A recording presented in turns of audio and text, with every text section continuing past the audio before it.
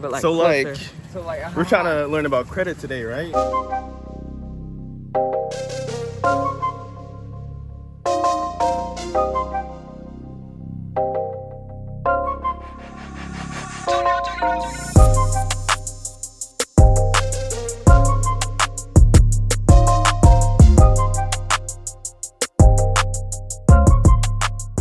I want to talk about today is credit, because like I know that's like a super important topic, especially like with our age, 19s, 20s, or teens to 20s. That's a super important but confusing topic. So we try to like either block it out or like learn as much as possible, but it can still be super confusing. So I just want to talk about credit. An argument that Herman and I had was the ways of like paying it off, like when you should pay it off, how much you should pay it off, and like things like that. So like I just want to I want you to explain like what you think the best way is to pay it off as soon as you make a payment, or wait a couple weeks, or pay it in full, or pay it like partly, or like just things like that. So what's your strategy now with the whole credit card? Do you have a credit card? Yeah. Yeah, So yeah. what I do is pretty much like every time I get just any balance up there. Yep. Say it's like I just get gas like the next day or next 3 days. I always just look at it and just pay it off immediately, so that I don't have to worry about interest growing on there or like me owing somebody. It's always just I get it paid off, zero count balance, and then that's that. And then Devion, he does a little bit different method than I do. Okay. Yeah, so like I have a secured card. Same. Yeah, we both have secured cards, so like basically the same situation. But what I do is I would make a payment. So say if I made a payment for $50 or so, I'd wait until the interest was added. Basically, to wait till it's it shows that it's on my statement. The statement was due. So like say like the nine days, or I forgot how many days it was, or like a week and a half or something like that. I would wait, and I would sometimes I heard it was good to sometimes pay it off fully, and sometimes pay like an extra $10 over the minimum payment, or just not in fully every single time. So there was a couple different things. So that was it's all about trial and error with that. So Well, there's a couple of things. I mean, it's a good thing that y'all both have the habit of like paying your credit card. However, I know you, Herman, you say you pay it down to a $0 balance every month before when it hits the new cycle. Yeah. With these credit cards, they like you to keep it at a 10% utilization. So just use some simple numbers here. Just say if your credit limit is $1,000, and within that month you use $500 of that $1,000. That's a 50% credit utilization. Yeah. Even if you made that payment on time every month, that's hurting your credit. Yeah. Because it's at a 50%, and it sucks.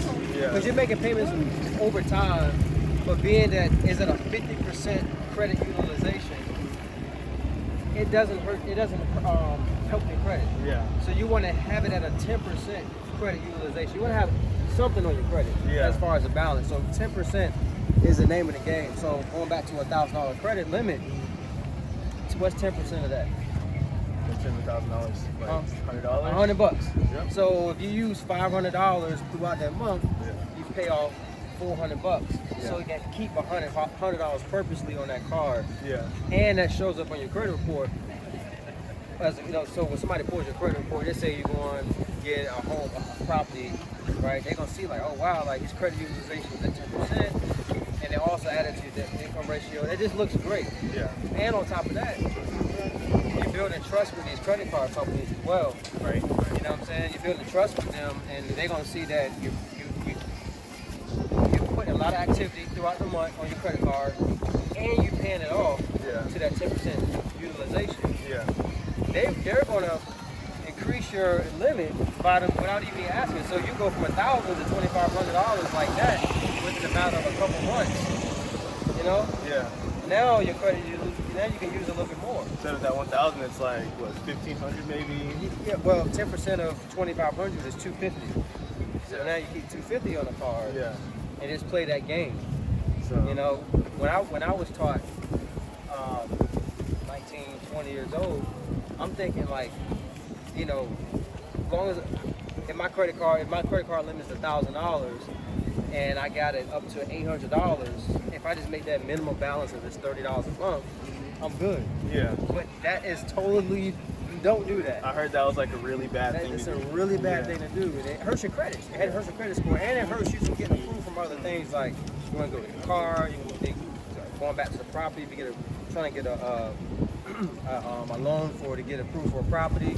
They see all that on your credit report. They see your credit utilization. They see your derogatories. And even if they see that you made timely payments on that credit card, but your balance is $800, but your max limit is $1,000, they're like, nah. Yeah. You know, they want to see around that 10% threshold. So you can use as much as you want as far as the credit utilization within that month, but before that cycle hits, pay it back down to that 10%. Like with me, I pay my credit card off every Friday. We were talking about that earlier. Yeah. It's just a habit that I created. It's just paying off every Friday. So if I just go back, easy numbers, and then if my credit card limit was $1,000, and that week before that, let's say from Sunday to Thursday, I used up $890, right? I'm going to pay off $790. Yeah. Basically get it back down to that $100. Or even if I got it to $90, I mean, right around that 10%. A little bit under 10%, but max 10% is usually that sweet spot for the credit utilization and for like you to look very trustworthy to all the credit card companies, and even if you get proof of loan in the future. So basically, the name of the game is to stay active with your credit card. You gotta Make stay as active. many, make as many payments, paying it off. I'm not paying it all off, but paying it to that, giving it to that 10%, Right. making as many as possible. Right. So if just say if you go to 7-Eleven and you go get some snacks. Usually you pay cash for that or use your debit card. Use a credit card. Because you can pay that off in cash. Easy. Just pay it off. I mean, not pay it off. Pay it down to that 10%. Keep it at 10% before that cycle hits next. To me, that's the easiest strategy to play by. Before that cycle hits. Well, okay, let me get it back down to that 10%. I just like to do it every Friday. Gotcha.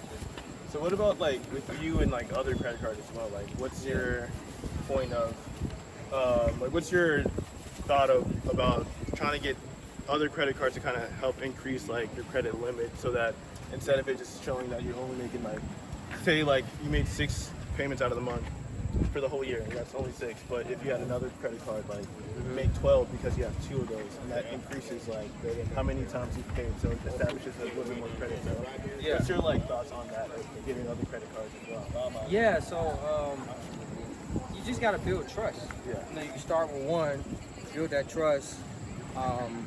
Being that you guys so young, you're building your credit.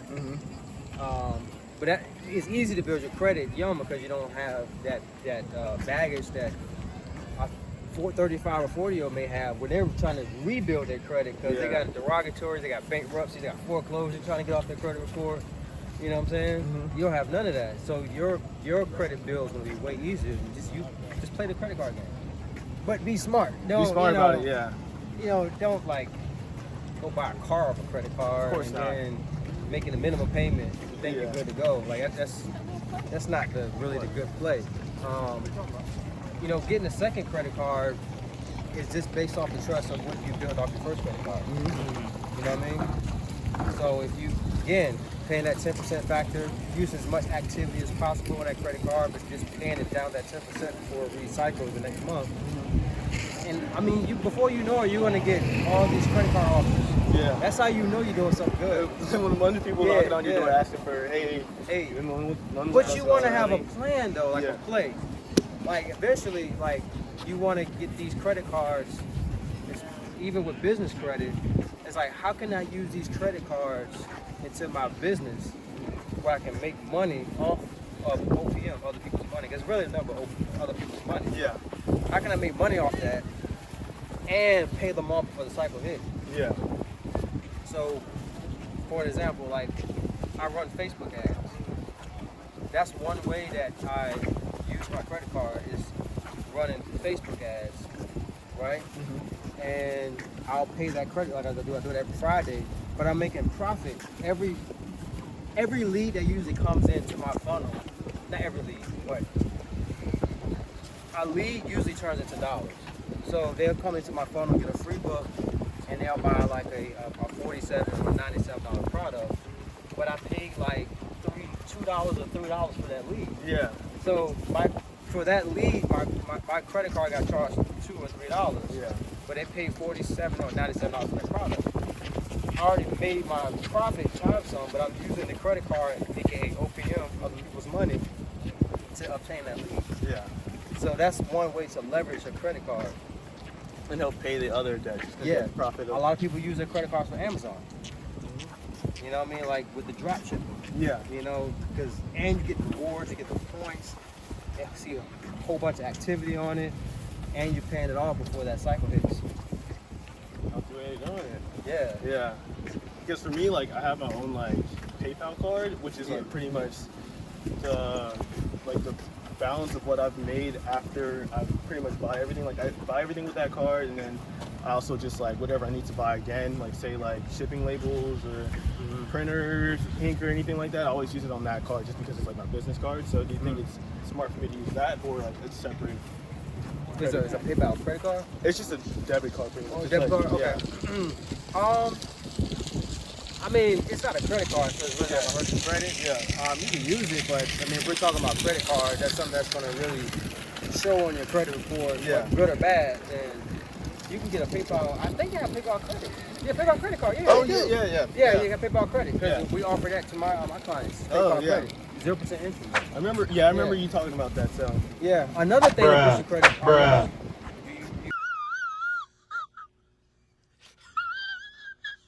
Rent?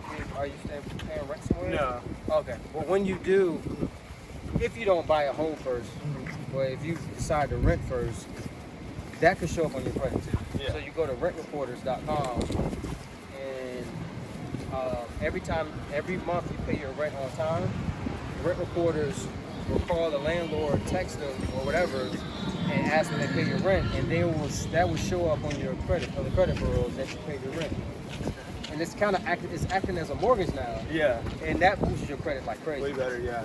So rent reporters is another good way to boost your credit score like crazy, actually. Okay. So for the record, credit cards are very important, and Yeah. in our age, we definitely think we should get very active with that. Absolutely, into it. but be smart. You educate yourself. There's tons of people out here teaching credit. Tons of great content of credit and how important it is to have credit. I know we're taught something totally different in school, Right, You know what I mean? Like, if you don't have, like, my mindset was, if I don't have the cash to pay for it, don't buy it. Yeah. Same with mine as well. Like, the wealthy, they buy a freaking 100 million dollar freaking hotel building. Then they got $100 million in their bank. No. They're using other people's money. Yeah. So it's good debt and it's bad debt. So you want to be, use that credit card as a way to turn that to good debt. In this way, you basically use it as a play to boost your credit score, so you can eventually go to the bank, use that money to buy investment properties or investments in general, and it just makes life a lot easier, man. You know.